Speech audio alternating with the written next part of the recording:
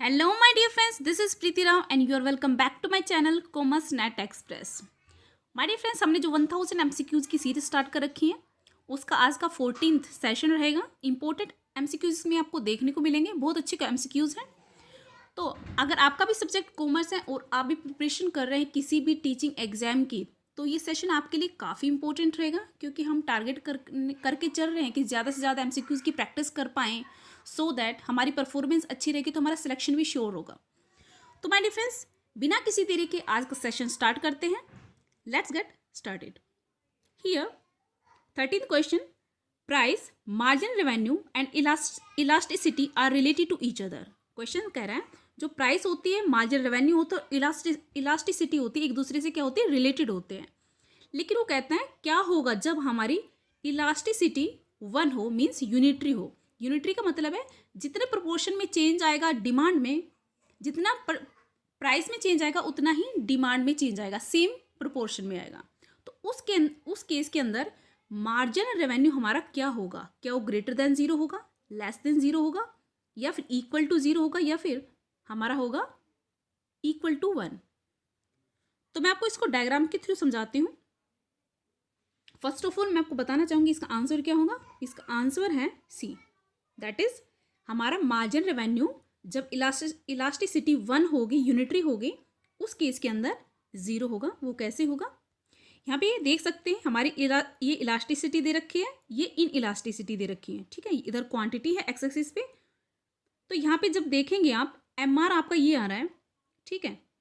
इस स्लोप के अंदर जैसे यहाँ पे 0 आएगी, इस केस के अंदर यूनिटरी इलास्टिसिटी आ रही है हमारी, क्योंकि इधर इलास्टिसिटी है, इधर इन इलास्टिसिटी है।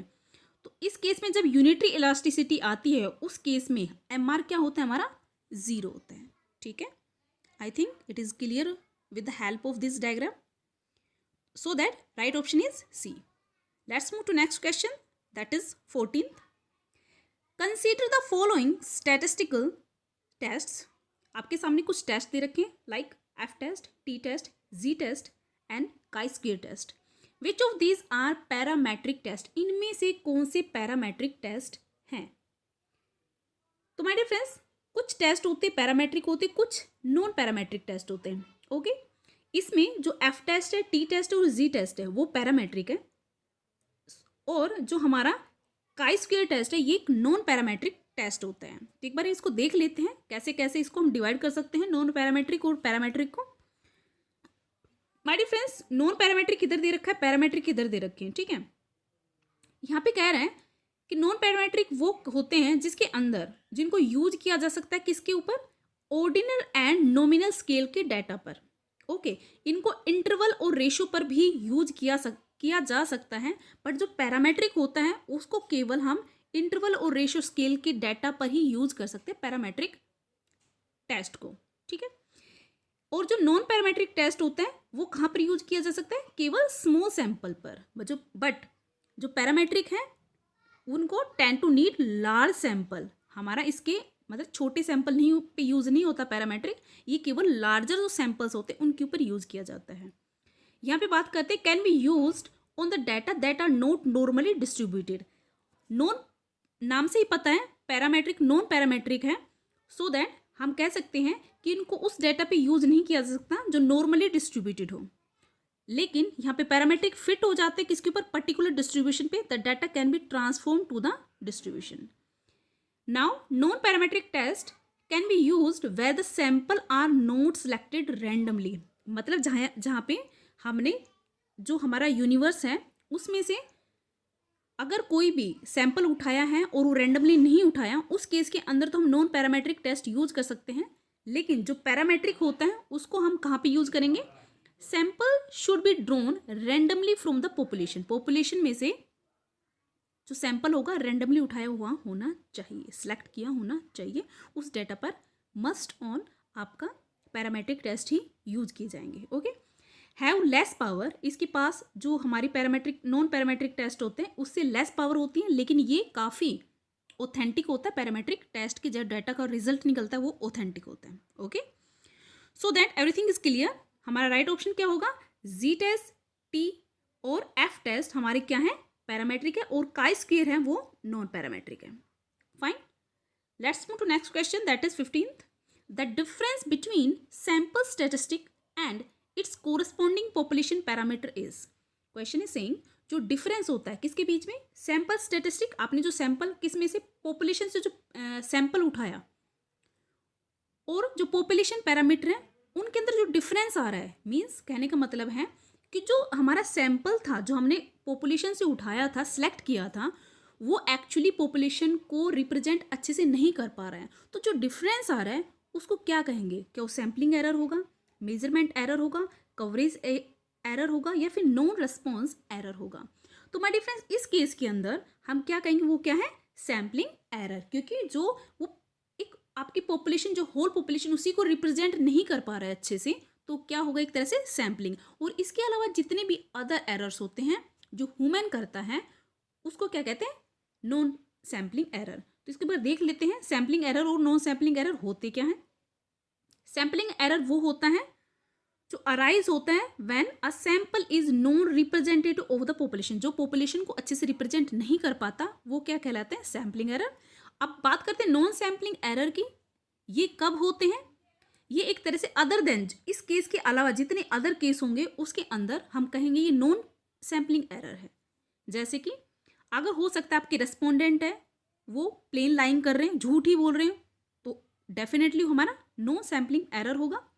Error can be arise while transferring the data from the questionnaire to the spreadsheet. मान लीजिए ये जो डाटा है ट्रांसफर किए जा रहे हैं, आपने प्राइमरी डाटा क्वेश्चनर से निकाले, लेकिन जब स्प्रेडशीट में कंप्यूटर में डाल रहे हो वहीं पर आपने डाटा में गड़बड़ी कर दी, एरर कर दिया बाय मिस्टेक, तो वो भी किस तरह का, नॉन सैम्पलिंग एरर कहलाएगा.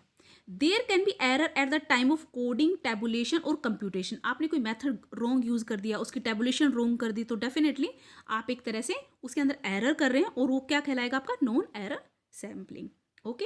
इसके अलावा प्रॉपरली आपने डिफाइन नहीं किया सैंपल को या पॉपुलेशन को, या फिर जो रेस्पोंडेंट जो थे जहाँ से आपने डाटा लिया था, वो रिफ्यूज़ कर देते हैं आपकी स्टडी में पार्टिसिपेट करने के लिए.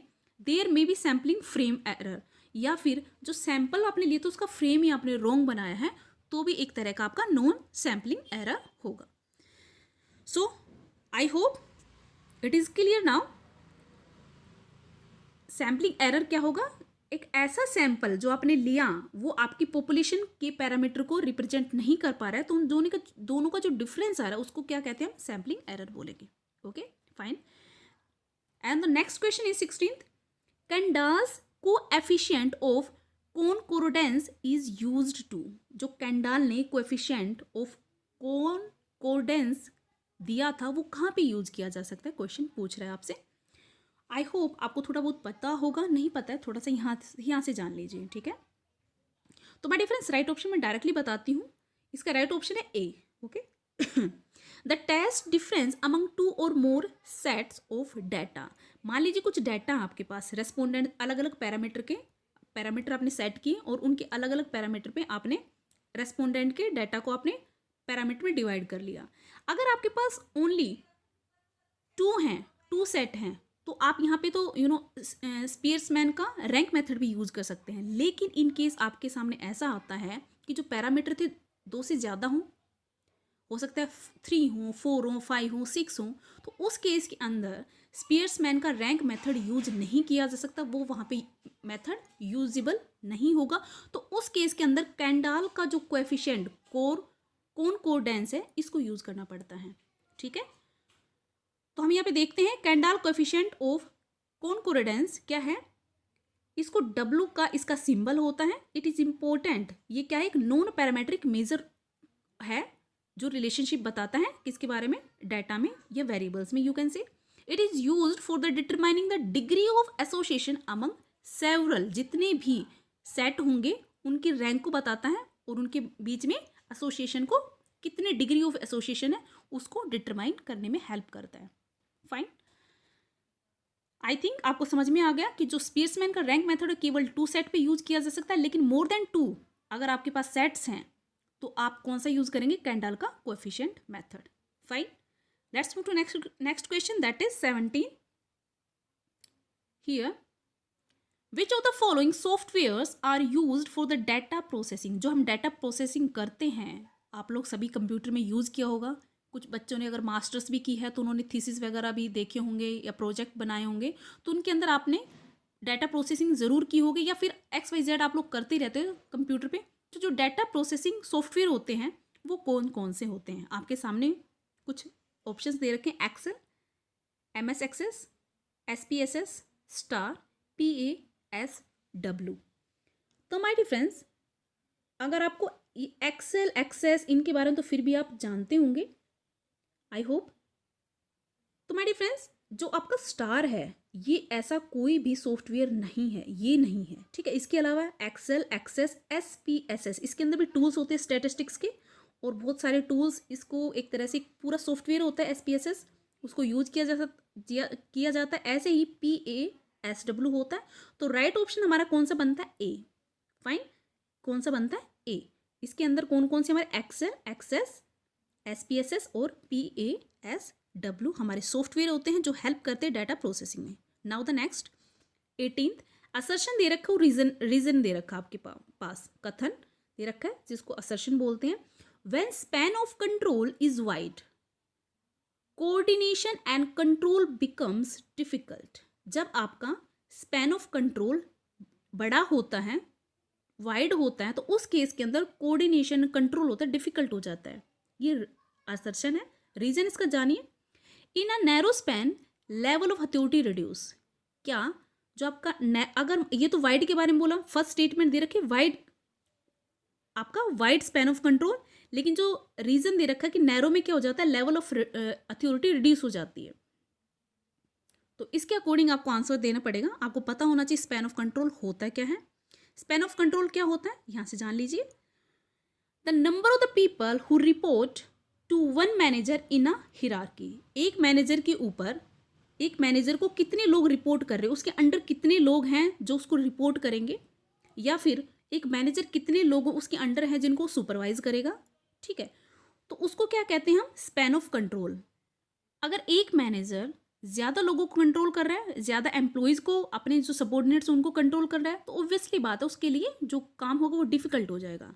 लेकिन उस मैस को कम करने के लिए क्या किया जाता है? हिरार्की बनाई जाती है और जो आपका स्पैन है उसको थोड़ा कम कर दिया जाता है, नैरो कर दिया जाता है, ठीक है।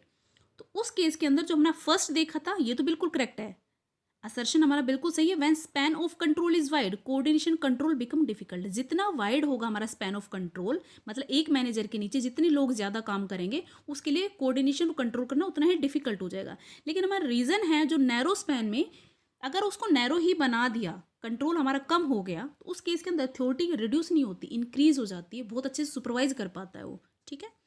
तो हमारा जो राइट ऑप्शन क्या होगा इसका? हमने देखा ए तो बिल्कुल करेक्ट है, लेकिन जो आर है वो फॉल्स है। तो ए तो राइट है हमारा, रीजन इसका रॉन्ग है, तो राइट ऑप्शन क्या होगा? C. Fine. Now 19th, the general pattern of behaviour, shared belief and values that members have in common is known as. जो हमारा जनरल पैटर्न होता है बिहेवियर का, या फिर हम शेयर करते हैं बिलीफ, वैल्यूज किसके अंदर कॉमन होते हैं, तो उसको क्या कहते हैं? मेंबर्स जो होते हैं, एक संस्था में लोग काम कर रहे हैं, उन सबका बिहेवियर ऑलमोस्ट मतलब सभी एक साथ काम करना स्टार्ट करते हैं, धीरे धीरे सबका एक तरह से पैटर्न होता है, बिहेवियर सेम हो जाता है, उनके बिलीफ मिलने लग जाते हैं, उनकी वैल्यूज़ भी सेम हो जाती, कोऑर्डिनेट होना स्टार्ट हो जाती मीन्स। तो उस कॉमन जो होता है, वो कॉमन मेंबर हैं, उनको क्या कहते हैं? क्या उनको ऑर्गेनाइजेशन का क्लाइमेट कहेंगे, ऑर्गेनाइजेशन कल्चर कहेंगे, ऑर्गेनाइजेशन इफेक्टिवनेस कहेंगे, या फिर ऑर्गेनाइजेशन मैट्रिक्स कहेंगे? तो माय डियर फ्रेंड्स, इसका आंसर आप दीजिएगा। मैं एक बार क्लियर कर देती हूँ इसको क्या कहते हैं हम लोग। ऑर्गेनाइजेशन कल्चर कहेंगे, ठीक है। आप इसका स्कोर मुझे ज़रूर बताइएगा कि आपने कितना स्कोर किया, कैसी आपकी तैयारी चल रही है। कोई सजेशन देना हो तो मुझे कमेंट बॉक्स में बिना किसी हेजिटेशन के दे सकते हैं, negative positive, I will be ready for you. और इसके अलावा आप मेरे चैनल जो टेलीग्राम पर है उसको ज्वाइन कर सकते हैं। अगर आप लोग ज़्यादा लोग आएंगे तो वैसी बात मैं क्विज़ भी स्टार्ट करूँगी और PDF फाइल भी अपलोड करूँगी। जो मेरे पास पेपर्स पड़े हुए हैं, जो प्रीवियस ईयर की सोल्व करवाए हैं मैंने, उन सबको धीरे धीरे अपलोड करना स्टार्ट कर दूँगी। But you need to join that first. पहले ये एक्टिवेट नहीं था, अभी मैंने न्यूली इसको एक्टिवेट किया है, तो मेंबर्स कम हैं। धीरे धीरे जैसे लोग जुड़ेंगे वैसे वैसे उसके अंदर और एक्टिवली मैं उसके अंदर मटेरियल डालूंगी।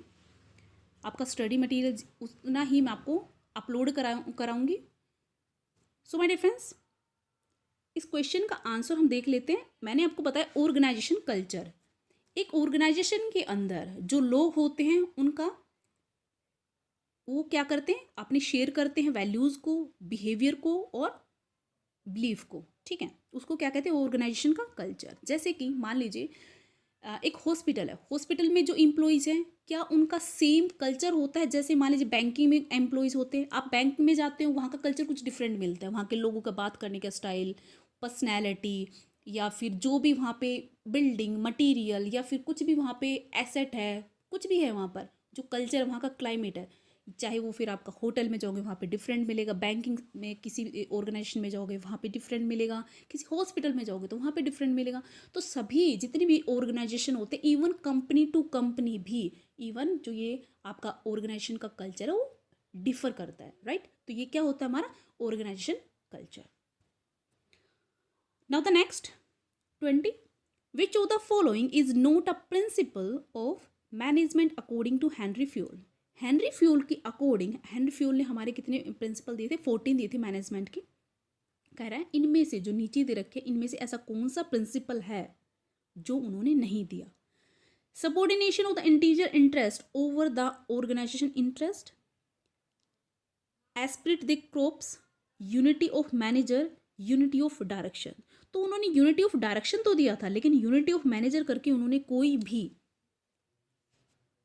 प्रिंसिपल नहीं दिया। तो राइट ऑप्शन, आप इजीली इसको, लड्डू क्वेश्चन है, बहुत इजीली इसका आंसर दे दिया होगा आपने। चलिए नेक्स्ट पे चलते हैं।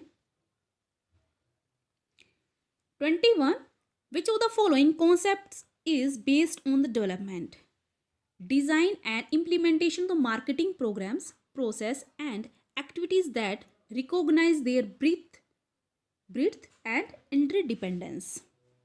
क्वेश्चन कह रहा है कि ऐसा कॉन्सेप्ट किस पर बेस हो, development, design and implementation marketing programme, मतलब पूरा ही दे दिया उसके अंदर, डेवलपमेंट भी हो रहा है, डिजाइन भी, आप उसको कैसे इम्प्लीमेंट करेंगे मार्केटिंग के प्रोग्राम्स को, क्या प्रोसेस होगा, और उसके अंदर जो एक्टिविटीज हैं वो, और उनकी ऊपर से ब्रीथ और इंटरडिपेंडेंस भी बताया। तो ये कौन सा कॉन्सेप्ट होता है, क्या वो प्रोडक्ट कॉन्सेप्ट होता है, सेल कॉन्सेप्ट होता है, सोसाइटल मार्केटिंग कॉन्सेप्ट होगा, या फिर होलिस्टिक मार्केटिंग कॉन्सेप्ट होगा। तो माय डियर फ्रेंड्स, जब वो पूरे ही मार्केटिंग के सारे प्रोग्राम को, प्रोसेस को, एक्टिविटीज़ को, सब कुछ, इवन उसकी डेप्थ से लेके ब्रीथ तक बता रहा है, तो वो कौन सा होगा, हमारा होलिस्टिक मार्केटिंग कॉन्सेप्ट होगा। मतलब पूरा हमने इसको कवर करके चल रहे हैं। तो एक बार देखिए होलिस्टिक मार्केटिंग कॉन्सेप्ट होता क्या है। इसके अंदर मेन 4 पार्ट होते हैं। एक होता है आपका इंटीग्रेटेड मार्केटिंग, एक होता है relationship marketing, socially responsible marketing, और एक होती है इंटरनल मार्केटिंग। इंटरनल मार्केटिंग में कौन होते हैं, मार्केटिंग डिपार्टमेंट होता है, सीनियर मैनेजमेंट होता है, इसके अलावा जो अदर उससे एसोसिएटेड होते हैं वो डिपार्टमेंट्स होते हैं। इंटीग्रेटेड मार्केटिंग में कौन को क्या क्या इंक्लूड किया जाता है, जैसे कम्युनिकेशन पे ध्यान दिया जाता है, प्रोडक्ट एंड सर्विसेज पे, चैनल्स पे। होलिस्टिक का मतलब है पूरा, कंप्लीट, ठीक है। तो रिलेशनशिप में, रिलेशनशिप आप किसके साथ बनाता है एक ऑर्गेनाइजेशन, कस्टमर के साथ है, या फिर उनके जो रिटेलर्स होते हैं, या फिर उनके अदर पार्टनर्स होते हैं, जैसे बैंकिंग हो, इंश्योरेंस हो, इस तरह के पार्टनर्स होते हैं, या फिर उनके सप्लायर्स होते हैं, उनके जो चैनल्स होते हैं उनके साथ रिलेशनशिप बनाता है, ठीक है। इसके बाद है सोशल रिस्पॉन्सिबल मार्केटिंग। रिस्पॉन्सिबिलिटी भी होती है मार्केटिंग की, जैसे कि एथिक्स होते हैं, एनवायरनमेंट होता है, कम्युनिटी होते हैं, ठीक है। इंटीग्रल मार्केटिंग में क्या क्या आता है ये तो मैंने आपको बता ही दिया। So my dear friends, I hope everything is clear कि होलिस्टिक आपको पूरा कंप्लीट एक मार्केट का स्ट्रक्चर देता है, ठीक है, holistic marketing concept. Now the next 22nd, the concept of marketing mix consisting of 4 P's of the marketing was developed by. जो हमारा मार्केटिंग मिक्स का कॉन्सेप्ट है जिसके अंदर 4 P's दिए थे वो किसने दिए थे, कौन कौन से होते हैं, प्रोडक्ट होता हमारा एक, product, price, place and promotion. Okay, हमारे 4 P's में आते हैं ये 4 P's हैं, ये दिए किसने थे, डेवलप किसने किए थे। तो माय डियर फ्रेंड्स, इसका राइट ऑप्शन क्या होगा, जेरोम मैकार्थी। जेरो मैकार्थी ने इनको डेवलप किया था। Okay, now the next 23rd, the selling concept is most likely to be used by the firm which sell. जो सेलिंग कॉन्सेप्ट होता है, एक मार्केटिंग कॉन्सेप्ट होता है, एक प्रोडक्ट कॉन्सेप्ट होता है, लेकिन कह रहा है सेलिंग कॉन्सेप्ट कब यूज किया जाता है एक फर्म के द्वारा। मतलब एक फर्म है कब यूज करती है सेलिंग कॉन्सेप्ट को, जब वो कन्वीनियंस गुड्स को सेल कर रही है उस टाइम, या फिर शॉपिंग गुड्स के लिए, स्पेशलिटी गुड के लिए, या फिर अनसाउट गुड्स के लिए। न्यू टर्म है आपके लिए, थोड़ा मैं बताऊंगी इसके बारे में। अनसाउट गुड्स के लिए ये हमारा सेलिंग कॉन्सेप्ट यूज किया जाता है। अनसाउट गुड्स वो गुड्स होती हैं या तो उनके लिए जो कस्टमर है अवेयर नहीं है, मतलब या तो उनके लिए वो ऐसी गुड्स, ऐसी सर्विसेज, ऐसी गुड्स जिनके लिए या तो कस्टमर है अनअवेयर है, या फिर इंटरेस्ट नहीं है उस चीज़ को लेकर, सामने जो कोई चीज़ है सेल हो रही है उसके लेकर उसके अंदर कोई इंटरेस्ट ही नहीं है, ठीक है, या फिर वो अनअवेयर है। तो उस केस के अंदर अब कंपनी को क्या करना पड़ता है, ऑर्गेनाइजेशन को क्या करना पड़ता है, सेलिंग कॉन्सेप्ट यूज़ करना पड़ता है, किसी न किसी तरह सेल करना है। लाइक जैसे इंश्योरेंस है, इंश्योरेंस सेक्टर है, इंश्योरेंस सभी इंश्योरेंस तो नहीं करवाते, और बहुत सारे ऐसे लोग तो उनको यही नहीं पता मार्केट में कैसे कैसे इंश्योरेंस चल रहे हैं, है ना। तो ऐसे जो प्रोडक्ट होते हैं या गुड्स होते हैं जिनको कंपनी क्या करती है, सेल करती है बाय हुक एंड क्रुक, लोगों को अवेयर करती है, लोगों को बताती है पर्सनली जाकर, तो उस तरह के जो कॉन्सेप्ट होता है वो किसके लिए यूज किया जाता है, सेलिंग कॉन्सेप्ट अनसाउट गुड्स के लिए, ठीक है। Now the 23rd, profit through customer satisfaction is aimed in dash concept. जब एक फर्म कौन सा कॉन्सेप्ट लेकर कस्टमर सेटिस्फेक्शन का एम लेकर प्रॉफिट कमाती है तो उस कॉन्सेप्ट को क्या कहते हैं। क्या वो प्रोडक्शन कॉन्सेप्ट होता है, होलिस्टिक कॉन्सेप्ट होता है, मार्केटिंग कॉन्सेप्ट होता है, सेलिंग कॉन्सेप्ट होता है। सेलिंग का तो आपको बता ही दिया, सेलिंग कॉन्सेप्ट कौन सा होता है, जो अनसाउट गुड्स के लिए होता है। मार्केटिंग गुड्स, यहाँ पे जो मार्केटिंग है, मार्केटिंग पहले जो होता था एक प्रोडक्शन कॉन्सेप्ट होता था जिसके अंदर जस्ट जो प्रोड्यूसर था उसका मकसद ये था जो मैंने बना दिया, जो प्रोड्यूस कर दिया, बस उसको मैंने सेल करना है। लेकिन मार्केटिंग कॉन्सेप्ट में जो आज का सिनेरियो चल रहा है उसके अंदर क्या किया जाता है कि जो प्रोड्यूसर होता है वो पहले जानने की कोशिश करता है, क्या कोशिश करता है कि एक्चुअली कस्टमर चाहता है क्या है, उसकी नीड क्या है, वो उसी के अकॉर्डिंग प्रोडक्ट बनाता है, उसकी नीड को देकर एनालाइज करके मार्केट को, ठीक है, उसके अकॉर्डिंग वो बनाता है, तो उसको कहते हैं मार्केटिंग कॉन्सेप्ट, ठीक है। ये जो प्रोडक्शन कॉन्सेप्ट पुराना है, पुराना हो चुका, आजकल यूज़ नहीं किया जाता। हाँ, जो लोग हैं अनअवेयर हैं बिजनेस से, जिन्हें MBA MCOM के बारे में ज़्यादा पता नहीं है या फिर बिजनेस से रिलेटेड इतना नहीं है, जस्ट कुछ भी छोटे मोटे हैं, वो लोग बेशक यूज़ करते हैं प्रोडक्शन कॉन्सेप्ट, लेकिन आजकल जो मेन सिनेरियो में चल रहा है वो क्या है, हमारा marketing concept. Now the 24th, marketing environment is, जो हमारा मार्केटिंग एनवायरनमेंट है ये कैसा होता है, इसमें क्या क्या इंक्लूड होता है। लार्जली अनकंट्रोलेबल, क्या जो हमारा मार्केटिंग एनवायरनमेंट है अनकंट्रोलेबल होता है लार्जली। चेंजिंग फास्ट, ये चेंज होता है फास्टली। इन्फ्लुएंसिंग मार्केटिंग डिसीजन, और साथ में जो हम डिसीजन लेते हैं उनको भी, मार्केटिंग डिसीजन जो भी हम एक कंपनी लेती है, मैनेजर लेता है, तो उनके भी डिसीजन को क्या करता है, इन्फ्लुएंस करता है। तो ऑब्वियस ही बात है, जो हमारा एक कोई भी बिजनेस स्टार्ट करते हैं उसके बहुत सारे फैक्टर्स होते हैं हमारे, इंटरनली भी और एक्सटर्नल भी।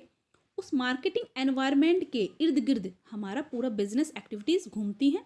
तो ये सब क्या होती हैं, हमारे क्या होते हैं, बिजनेस के मार्केटिंग एनवायरनमेंट होते हैं। इसके अंदर ये अनकंट्रोलेबल भी होता है और बहुत फास्ट चेंज भी होता है, और हमारे जितने भी कंपनी के डिसीजन होते हैं उनको इन्फ्लुएंस भी करता है। तो राइट ऑप्शन क्या होगा, D. Let's move to next question, that is 25th। Marketing that converts negative demand to positive demand is known as. कहते ऐसी मार्केटिंग जो कन्वर्ट करती है नेगेटिव डिमांड को किसके अंदर, पॉजिटिव डिमांड में, उसको क्या कहते हैं, कन्वर्जनल, मेंटेनेंस, रीमार्केटिंग, या फिर डेवलपमेंटल। अच्छा क्वेश्चन है, इस तरह के क्वेश्चन आपको ज़रूर देखने को मिलेंगे अपने, जो भी आपका HTET का आता है, UP TET का आता है, UP PGT TGT का होता है, या फिर DSSB KVS NVS जितने भी हैं उसके अंदर ऐसे ही क्वेश्चन आजकल आपको देखने को मिलेंगे। तो मार्केटिंग का ऐसा कॉन्सेप्ट जो नेगेटिव डिमांड को पॉजिटिव में चेंज करता है, उसको नाम से ही पता चल रहा है, कन्वर्जनल, मतलब चेंज करना, कन्वर्ट कर देना, ठीक है। मान लीजिए एक प्रोड्यूसर है, उसने कुछ प्रोड्यूस किया, उसने हो सकता है देख भी लिया हो लोगों को, वही एक टूथपेस्ट की रिक्वायरमेंट है, और उन्होंने ऐसा टूथपेस्ट बना भी दिया हो, लेकिन लोग उसको पसंद नहीं कर पा रहे हैं। क्या पसंद नहीं कर पा रहे हैं? पसंद नहीं कर पा रहे हैं। तो उस केस के अंदर मान ली कोई भी, I am not saying only toothpaste, या कोई भी ऐसी चीज़ जो लोग उसको पसंद नहीं कर पा रहे, यूजफुल तो है, प्रोडक्ट की क्वालिटी भी अच्छी है, लेकिन लोग डिसलाइक कर देते हैं, तो उस केस के अंदर क्या कहते हैं, ये नेगेटिव डिमांड है। ठीक है, तो उसमें हम क्या करते हैं, अपनी नेगेटिव डिमांड को किस में चेंज करने की कोशिश करते हैं, पॉजिटिव डिमांड में। तो उसको क्या कहते हैं, conventional demand. Fine, conventional marketing. Okay, now it is clear. Let's move to next question, that is 26. In case the projects are divisible under capital rationing, and appropriate project appraisal method is. Question में कह रहा है एक ऐसा case आपके साथ, एक organisation के पास ऐसा केस है जिसके अंदर बहुत सारे, मतलब 2 या 3 उनके पास प्रोजेक्ट है, और कैपिटल राशनिंग का मतलब लिमिटेड है। भाई उनके पास कैपिटल, ऑब्वियस सी बात है, किसी बिजनेस के पास रिसोर्सेज जो होते हैं फाइनेंस के, वो लिमिटेड ही होते हैं। ऐसा तो नहीं कि भाई बिल्कुल अथाह है आपके पास, जितना चाहो किसी प्रोजेक्ट में कितना भी लगा सकते हो। तो हमारा जो फाइनेंस होता है वो लिमिटेड ही होता है। तो कैपिटल राशनिंग का मतलब यही है कि आपको लिमिटेड रिसोर्सेज हैं, उन्हीं को ही आप किसी इन्वेस्टमेंट कर सकते हो किसी प्रोजेक्ट के अंदर। ठीक है, तो उस केस के अंदर कौन सा मेथड यूज किया जाता है प्रोजेक्ट को अप्रेजल करने के लिए, कि हमें सिलेक्ट करना है कि हमारे लिए जो हम सिलेक्ट कर रहे हो कौन सा इनमें से बेस्ट है, कौन सा ज़्यादा प्रॉफिटेबल है। तो कौन सा मेथड यूज़ करेंगे जब हमारे पास सामने क्या दिक्कत आ रही है, कैपिटल राशनिंग की। Net present method, profitability index method, internal rate of return method, या फिर pay back period method. My dear friends, I hope you have given the answer, and the right answer is B, that is profitability index method. इसको देख लेते हैं एक बार हम। Profitability index method होता है क्या है, ये ऐसा मेथड है जिसका नाम एक और भी है, जिसको हम कहते हैं बेनिफिट कॉस्ट रेशियो मेथड, और साथ में इसको हम एक तरह से कैपिटल राशनिंग मेथड से भी, नाम से भी जानते हैं। ठीक है, based on the net present value method, मतलब नेट प्रेजेंट वैल्यू मेथड से बेस पे ही होता है, जो कैलकुलेट करता है आपके इन्वेस्टमेंट को, कि भाई कितना आपने डाला, एक इन्वेस्टमेंट कितना डाला और आपका उससे कितना मिला। ठीक है, कितना मिला। तो प्रॉफिटेबिलिटी इंडेक्स क्या बताता है, cash inflow upon cash outflow. ठीक है, और डिसीजन क्राइटेरिया क्या होता है, अगर आपका प्रॉफिटेबिलिटी इंडेक्स मोर देन 1 आता है तो एक्सेप्ट कर लिया जाता है, लेस देन 1 आता है तो उसको रिजेक्ट कर देंगे, और 0 आता है तो इनडिफरेंट हो जाता है। आपकी मर्जी है, उसको आप एक्सेप्ट करो या फिर रिजेक्ट करो। ठीक है, तो हम कह सकते हैं कि जो कैपिटल राशनिंग का केस जब आता है, उस केस के अंदर प्रॉफिटेबिलिटी इंडेक्स मेथड को यूज़ करके हम प्रोजेक्ट को अप्रेज करते हैं कि एक कंपनी के लिए, एक बिजनेस के लिए इस टाइम पे, पर्टिकुलर टाइम पे कौन सा प्रोजेक्ट में इन्वेस्ट करना बेनिफिशियल रहेगा। ओके, नाउ द नेक्स्ट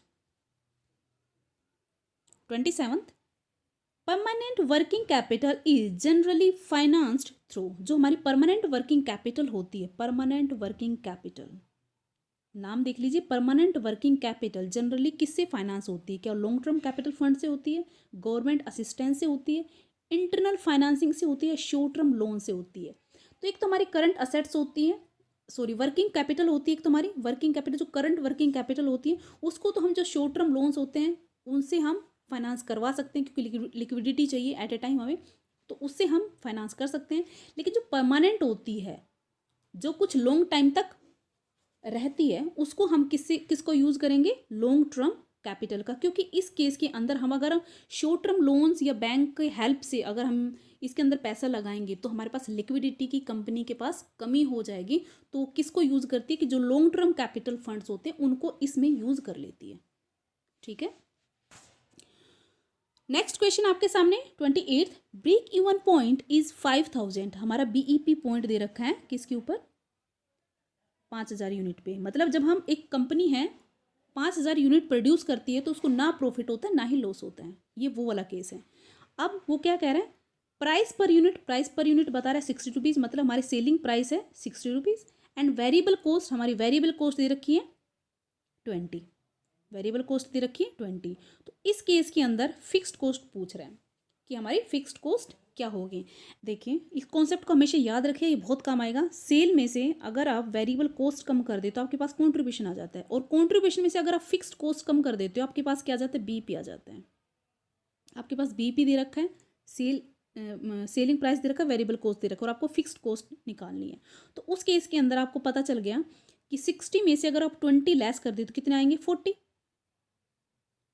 आ गए। 40 आपकी बाई आ गई कॉन्ट्रीब्यूशन, और आपके इस ब्रेक इवन पॉइंट की यूनिट्स दे रखी है, जो दे रखी है 5000। कितनी दे रखी है, 5000।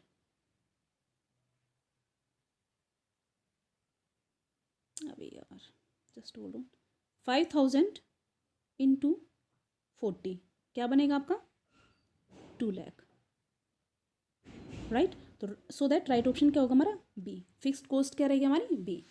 सो my dear friends, I hope everything is clear now, और हम यहाँ पे एंड करते हैं अपने सेशन को। Thank you so much, good luck, good bye.